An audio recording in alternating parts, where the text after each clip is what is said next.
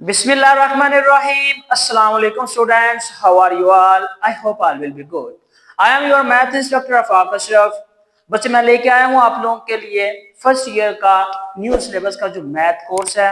हम लोग आप लोगों के लिए न्यू मैथ सिलेबस लेके आए हैं जो कि अभी तक आप लोगों की बुक्स नहीं आई हुई, तो इसलिए जैसे जैसे हम लोग मटेरियल रिसीव कर रहे हैं वैसे वैसे हम लोग वीडियोस को अपलोड करते जा रहे हैं।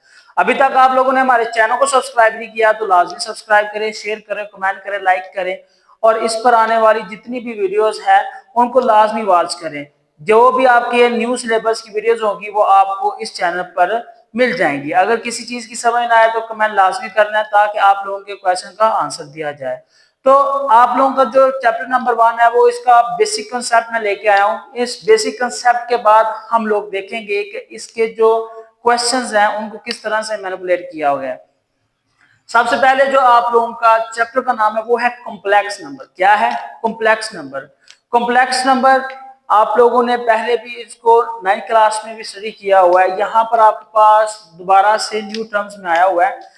ज्यादातर जो हम लोग कॉम्प्लेक्स नंबर लेट करते हैं वो अयोटा वाली वैल्यूज के साथ ही लेट करते हैं कि जिनके साथ एक या एक से ज्यादा वेरिएबल्स हो और उन वेरिएबल्स को हम लोग जब मैनिपुलेट करें तो उसका जो रियल और इमेजिनरी पार्ट्स है वो अलग हो। तो वो किस तरह से हम लोग पार्ट्स को अलग करेंगे। सबसे पहले जो आप लोगों की चीज है वो है कॉम्प्लेक्स नंबर। कॉम्प्लेक्स नंबर कौन से होते हैं? A complex number is an expression of the form x plus iota y where x y belong to real number.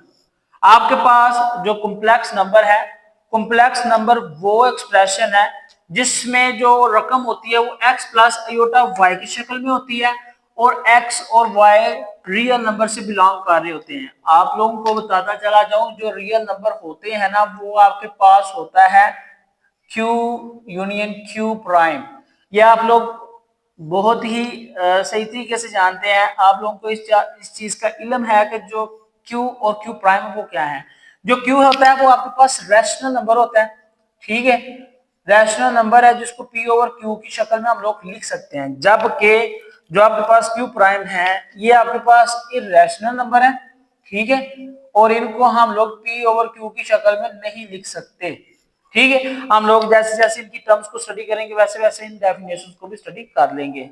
अभी तक ये जो आपके पास कॉम्प्लेक्स नंबर है हमने ये देखा है कि ये आपके पास दो नंबर्स पर डिपेंड कर रहा है, x प्लस आयोटा y, जहां पर x y रियल नंबर से बिलोंग कर रहा है।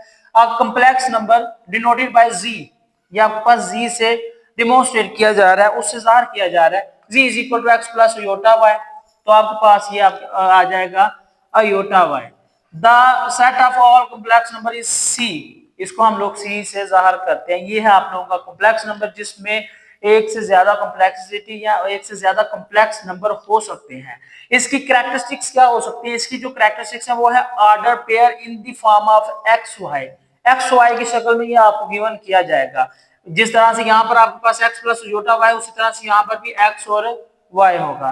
दूसरे नंबर पर जो है वो है it is used to solve the polynomials which do not have the set of the real number. ये ऐसी कसीरुल रकमी को सॉल्व करने के लिए इस्तेमाल होता है या उसमें मददगार होता है जो उसमें रियल नंबर्स नहीं होते। रियल नंबर्स क्या है ये देखिए, यहाँ पर आपके पास ये आपके पास एक पॉलिनोमियल, ये सॉरी आपके पास एक कॉम्प्लेक्स है। पॉलिनोमियल आप लोगों ने पढ़ा हुआ है, वो कुछ इस तरह से होती है रकम जिसमें पावर्स की शक्ल में हम लोग नंबर्स को मेंशन करते हैं, x की पावर n, फिर यहाँ पर 1, फिर जैसे जैसे आपके पास उसकी डिग्री इंक्रीज करती जाएगी वैसे वैसे यहाँ पर भी वो इंक्रीज करता जाएगा, ठीक है। फिर हम इसको बायनोमियल थ्योरम जैसे भी करना चाहें वो हम लोग सॉल्व कर सकते हैं। ये हम लोगों ने क्लास 9 में भी किया था, ठीक है। फिर उसके बाद क्या आ जाता है रियल और imaginary parts of the complex number. Complex number में रियल और इमेजिनरी पार्ट्स को किस तरह से हम लोगों ने पहचान करनी है। वो सबसे इजी काम है कि जिसके साथ x और x के साथ आपके पास कोई भी दूसरा नंबर ना हो। जिस तरह से यहाँ पर देखिए, यहाँ पर आपके पास योटा है, आप लोगों के पास दो वैल्यूज आएंगी, उन दो वैल्यूज में आप लोगों ने जज करना है कि कौन सा आपके पास रियल नंबर है और कौन सा आपके पास कॉम्प्लेक्स नंबर है। अयोटा वाली वैल्यू को हम लोग कॉम्प्लेक्स नंबर वाली वैल्यू कहेंगे। क्या कहेंगे? कॉम्प्लेक्स नंबर वाली वैल्यू। तो यहाँ पर देखिए x plus y iota y की शक्ल में आपके पास दो पार्ट्स बन है, एक x का पार्ट है और दूसरा आपके पास y आई यानी अयोटा वाई का पार्ट है। ठीक है, तो जो आपके पास एक्स का पार्ट है ना, जब हम लोग एक्स और वाई को आपस में कंपेयर करेंगे तो जो आपके पास एक्स होगा वो आपके पास रियल नंबर वाला पार्ट होगा। कौन सा पार्ट होगा वो आपके पास रियल नंबर वाला पार्ट होगा। और जो आपके पास वाई होगा वो आपके पास इमेजिनरी पार्ट होगा, क्योंकि उसके पास क्या आ रहा है, आई, अयोटा। तो हम जब इंटीजर्स के रियल नंबर्स को अलग करेंगे तो इसका मतलब हमारे पास एक्स की शक्ल के जो नंबर होंगे वो हमारे पास रियल होंगे। फिर जब हम लोग imaginary number I M into G यानी कि उस इंटीजर से या फिर उन नंबर्स में इमेजिनरी पार्ट्स को अलग करेंगे वो पहुंचोगे आपके पास वाई वाले, क्योंकि वाई के साथ क्या है, अयोटा। अब आपने इमेजिनरी नंबर की कुछ एक दो किस्म पढ़नी कि प्योर इमेजिनरी क्या होती है और इमेजिनरी रियल नंबर्स क्या होते हैं। इमेजिनरी नंबर्स और रियल नंबर्स क्या हैं? If the real part of a complex number is zero, क्या है, if the real part of the complex number is zero then it is called the pure imaginary number. Real number उसने कहा है, ये देखिएगा, उसने कहा है कि आपके पास यहां पर वैल्यू है ना, अगर x प्लस अयोटा वाई, ठीक है, इस तरह से आपके पास वैल्यू आ गई है। According to the given statement real part of the complex number is zero, यानी कि उसका x वाला जो नंबर है वो क्या है आपके पास जीरो।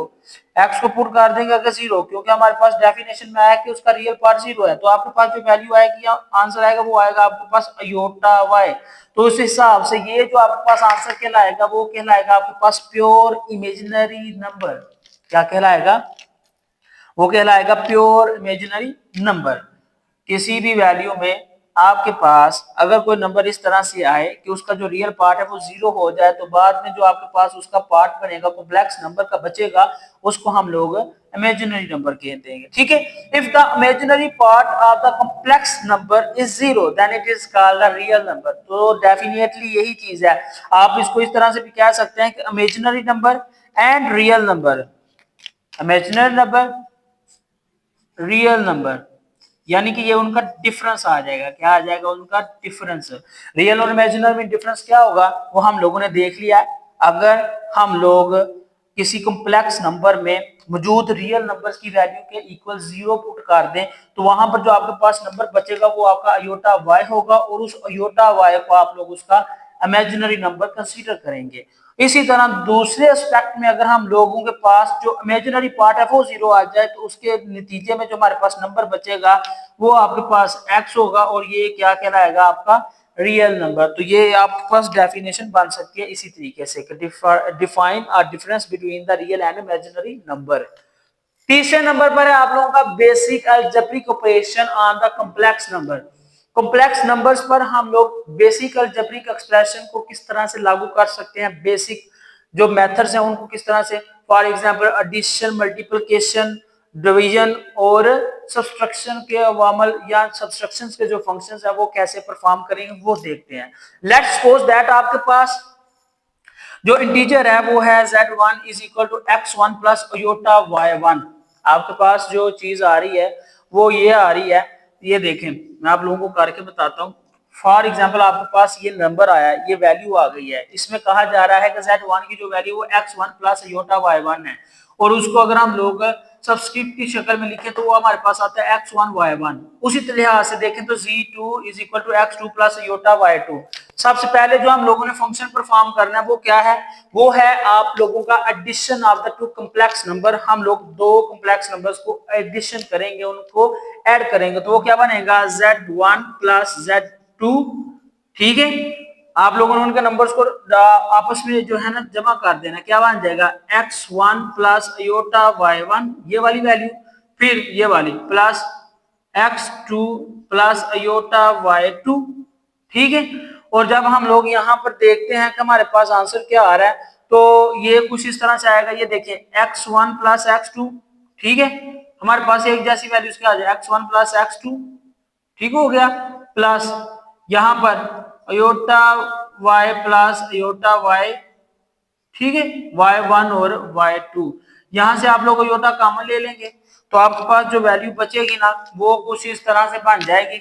ये देखिएगा आपके पास जो वैल्यू बनेगी ना वो कुछ इस तरह से बन जाएगी, x1 plus x2 plus iota common y1 plus y2 आ जाएगा।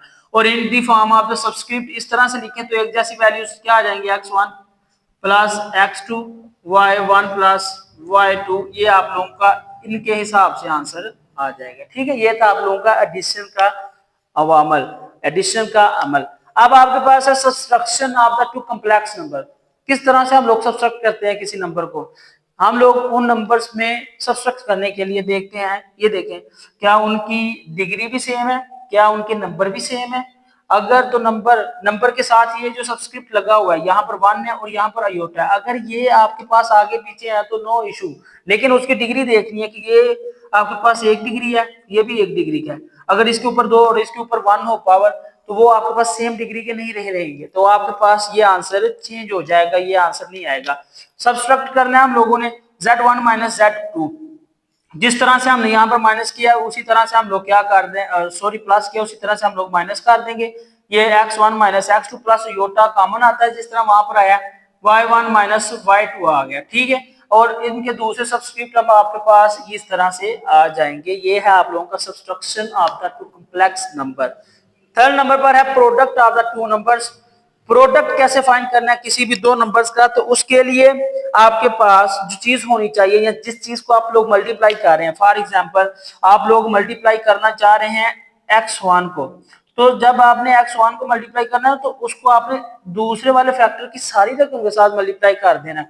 तो वो क्या आ जाएगा? वो आपके पास आ जाएगा x1 x2 plus x1 aorta y2, फिर आपके पास क्या आ जाएगा? Plus iota y1 x2 plus क्या आ गया साथ में? अयोटा स्केयर y1 y2, क्योंकि अयोटा आपके पास सेम था और दोनों अयोटा आपस में मल्टीप्लाई होंगे तो वो क्या बन जाएगा? वो आपके पास स्केयर की शक्ल ले जाएगा। जब अयोटा स्केयर की शक्ल लेगा तो वहां पर जो चीज बनेगी वो आपके पास -1 बनेगी। किस तरह से आपके पास अयोटा -1 स्क्वायर के इक्वल आएगा? ये देखिएगा, जब आपके पास अयोटा होता है उसका मतलब होता है √-1, लेकिन जब आपके पास अयोटा स्क्वायर आएगा वो होता है -1, क्योंकि स्क्वायर लेने से इसका जज़र खत्म हो जाएगा। अब यहाँ पर भी वही सूरत हाल है, जब आपके पास अयोटा स्क्वायर आया है तो इसका मतलब वहां पर -1 आएगा, तो जो -1 की वैल्यू होगी वो इसके बाहर वाली साइड पर आ जाएगी। यहाँ पर देखिए, ये आपके पास मजीद रकम किस तरह से बनेगी? बनेगी x1 x2, ठीक है, यहाँ पर दरमियान में प्लस है, प्लस ये देखें x1 aorta y2 plus x2 aorta y1। ये आपके पास यहाँ पर चीज कौन सी कॉमन आ रही है? आपके पास यहाँ पर जो चीज कॉमन आ रही है वो इस तरह से आ रही है, अयोटा कॉमन आ जाएगा, x1 y2 plus y2 x1 और साथ में क्या है? अयोटा कॉमन, और यहाँ पर अयोटा स्क्वायर की वैल्यू पुट करेंगे तो ये बन जाएगा -y1 और y2, ये आपके पास प्रोडक्ट आ जाएगा। याद रखना है जो अयोटा की वैल्यू है वो √-1 है, अयोटा स्क्वायर की जो वैल्यू है वो आपके पास -1 है, ये आप लोगों ने ज़हन में रखना है। उसके बाद आ जाता है conjugate of the complex number. Conjugate of the complex number क्या है कि हम लोगों ने जो अयोटा वाली वैल्यूज हैं उनके साइंस को चेंज कर देना। फॉर एग्जांपल आपके पास कोई भी वैल्यू है, रैंडमली वैल्यू ले लें, मैं आपके पास लेता हूं value 2x plus 4 aorta z, तो यहां पर जब हम इसका कॉन्जुगेट लेंगे, लेट्स सपोज दैट ये आपके पास a के इक्वल था, तो जब हमने इसका कॉन्जुगेट लेना इसके ऊपर 12 आ जाएगा इज इक्वल टू 2x। जैसा कि बताया है कि अयोटा के साथ जो साइन होगा वो चेंज हो जाएगा, ये आ जाएगा -4 अयोटा z, ये आपका आंसर आ जाएगा। बिल्कुल इसी तरह से कॉन्जुगेट लेना है, अयोटा वाली वैल्यू की आपने साइन वाले हिस्से को चेंज कर देना, अगर वहां पर प्लस है तो वहां पर माइनस, और अगर माइनस है तो वहां पर प्लस आ जाएगा। यहां पर देखिए एक आपके पास एग्जांपल है, एग्जाम्पल में बताया गया है कि आपके पास 2 सब्सक्रिप्ट हैं। कितने हैं? 2 सब्सक्रिप्ट हैं। एक तो z की वैल्यू 3 + 4 अयोटा, दूसरा जब हमने उसका कॉन्जुगेट फाइंड किया वो है आपके पास 3 - 4 अयोटा। अब यहाँ पर जो सब्सक्रिप्ट बनेंगे वो क्या बनेंगे? वो आपके पास एक तो बनेगा z का बनेगा 3 + 4, और दूसरा जो z बार का बनेगा वो क्या बनेगा? 3 - 4। मैंने आप लोगों को इसी चैनल पर आप लोगों को लेक्चर अवेलेबल है, वो मिल जाएगा। ग्राफ में जो चीज ड्रा की जाती है उसमें जो एक्स एक्सिस होता है उसके ऊपर इंडिपेंडेंट क्वांटिटीज होती हैं, वाई एक्सिस के अलॉन्ग डिपेंडेंट क्वांटिटीज होती हैं। ठीक है, ये एक बात क्लियर हो गई है। दूसरी बात, जो ओरिजिन से लेकर राइट साइड को आपके पास डिस्टेंस है, या ओरिजिन से लेकर राइट साइड की जो एक्स की आपके पास लाइन है या ग्राफ है ना, वो प्लस में होता है। ऊपर हो या नीचे हो, ये वाली जो आपके पास राइट वाली साइड है ये एक्स एक्सिस की पॉजिटिव होती है, और इससे बिल्कुल लेफ्ट वाली साइड पर जो चीज होती है वो नेगेटिव होती है। ये आप लोगों को मैं हिंट की शक्ल में लिख देता हूं। Left hand side in graph of x axis is negative, और इसी लिहाज से क्या है, राइट हैंड आपके पास क्या आ जाएगी, पॉजिटिव। बिल्कुल उसी लिहाज से देखा जाए ना, तो इस सेंटर से ऊपर वाला जो y का हिस्सा है ना वो प्लस में होगा। y जो होगा, अगर यहाँ पर वैल्यू आ रही है, यहाँ पर आ रही है, यहाँ पर आ रही है, या यहाँ पर जाकर उसका ग्राफ बन रहा है, तो ऊपर वाले हिस्से में जो y एक्सिस है वो पॉजिटिव होगा, y एक्सिस आपके पास क्या होगा, पॉजिटिव। और जो सेंटर से नीचे वाला हिस्सा है वहां पर जो आपके पास y एक्सिस होगा वो आपके पास नेगेटिव होगा। उसी लिहाज से हम लोग यहाँ पर वैल्यूज लिखेंगे। ये देखिए आपके पास 3 क्या है, x। ये हम लोगों ने पहले पढ़ा था कि अगर हम लोग इसको लिखेंगे तो एक्स वाई को ऑर्डिनरी में लिखेंगे या एक्स प्लस अयोटा वाई की शक्ल में लिखेंगे। यहाँ पर हम लोगों ने इसको एक्स वाई की एक्स अयोटा वाई की शक्ल में, यानी कि आपके पास असूलन क्या है, वो एक्स और वाई की शक्ल में है। तो यहाँ पर देखें वाई की वैल्यू क्या है, -4। तो जाहिर सी बात है जब हम इसका ग्राफ ड्रा करेंगे तो ग्राफ ये देखिए, ये जो स्ट्रेट लाइन है ये पोजीशन वेक्टर को शो कर रही है। यहाँ पर जो आपके पास पी की वैल्यू वो 3 4 है, लेकिन उसी लिहाज से जब हमने उसका कॉन्जुगेट लिया है तो आपके पास जो एंगल बन रहा है वो डाउनवर्डली कर्व बन रहा है, ये straight line downward straight line बन रहा है। एक्स की कीमत तो आपके पास सेम रहेगी क्योंकि राइट साइड पर जो एक्स की वैल्यू वो पॉजिटिव ही रहती है, लेकिन जो आपके पास वाई है वो एट द डाउन सेंटर नीचे वाले सारे हिस्से में वाई एक्सिस नेगेटिव होता है, ऊपर वाले सारे हिस्से में जो एक्स एक्सिस है वो पॉजिटिव होता है, यानी अप में पॉजिटिव और down centre from centre to the down y axis negative. इसी तरह from the centre to the right side x axis will be positive, to the centre from the left side x axis will be negative. ये आपके पास negative और positive होगा। दूसरा आपके पास मैग्नीट्यूड और modulus of the complex number. अगर हम लोगों ने किसी नंबर का मॉडुलस या मैग्नीट्यूड फाइंड करनी तो वो किस तरह से फाइंड करें, बहुत इजी मेथड है। हम लोग यहाँ पर देखते हैं हमारे पास एक ट्राइएंगल है, ठीक है ना, राइट ट्राइएंगल। राइट ट्राइएंगल कौन सी होती है, जिसमें कम से कम एक जो जिला है या एक जिला की लंबाई वो 90 के इक्वल हो। तो ये देखिए आपके पास जो एंगल बन रहा है ये 90 का है, तो इसका मतलब ओ आपके पास क्या बनेगा, ये आपके पास बनेगा पी ओ ए से लेकर जो एक राइट ट्राइंगल बन रही है वो आप लोग पाइथागोरस थ्योरम लगाएंगे। पाइथागोरस थ्योरम क्या कहता है, ये आपके पास हाइपोटेन्यूज का square is equal to base square और आपके पास एल्टीट्यूड या फिर परपेंडिकुलर का स्क्वायर। ये मैंने यहाँ पर लिख दिया। अब देखिए हाइपोटेन्यूज में कौन से फैक्टर्स हैं, बुक के ऊपर लिखे हुए हैं काफी तरह के। ओ से लेकर पी तक का जो आपके पास डिस्टेंस है वो है आपके पास ओपी स्क्वायर आ जाएगा, इज इक्वल टू बेस क्या है आपके पास एक्स स्क्वायर, और ये समझ ले आपके पास ये y है, क्योंकि ये देखिए यहाँ से लेकर यहाँ तक जो आपके पास मैग्नीट्यूड आ रही है वो y के एरिया में आ रही है, तो यहाँ पर क्या आ जाएगा y स्क्वायर आ जाएगा। आप इसको मजीद करेंगे ना तो ओपी की जगह आपके पास क्या आएगा, ओपी की जगह आपके पास जी स्क्वायर आ जाएगा, is equal to x square plus y square. ये आपके पास मैग्नीट्यूड उसका पाइथागोरस का थ्योरम आ गया। जब आपने उसकी मैग्नीट्यूड या मॉडुलस फाइंड करना है तो उसके लिए क्या होगा, ये आपके पास मॉडुलस की शक्ल आ जाएगी, z is equal to under root x square plus y square.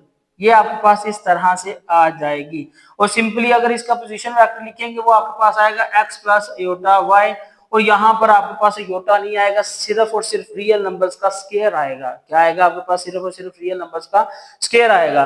तो ये था बच्चे आप लोगों का आज का लेक्चर। आई होप बच्चे आप लोगों को एक्सरसाइज के इस बेसिक कंसेप्ट की या आप लोगों का जो फर्स्ट ईयर का पहला चैप्टर है कॉम्प्लेक्स नंबर, इसकी समझ आ गई होगी। इससे जो नेक्स्ट इंशाल्लाह आने वाले टॉपिक्स हैं वो भी आप लोगों को इसी रिटर्न फॉर्म में मिलेगा, क्योंकि अभी तक जो फर्स्ट ईयर का सिलेबस है वो अवेलेबल नहीं है। तो जैसे जैसे अवेलेबिलिटी हो रही है वो जो आपके लेक्चर्स की शक्ल में वो आपको डिलीवर किया जा रहा है, मजीद उसकी जो प्रेजेंटेशन है वो व्हाइट बोर्ड पर सॉल्व की जा रही है। अगर अभी तक आप लोगों ने हमारे चैनल ऑफ आप टीचिंग जोन को सब्सक्राइब नहीं किया तो इसको लाजमी सब्सक्राइब करें, कमेंट करें, लाइक करें और शेयर करें, ताकि इस चैनल पर आने वाली जितनी भी वीडियोस हैं वो आप तक पहली पहुंचाई जाए। तब तक के लिए मुझे दें इजाजत, अल्लाह हाफिज।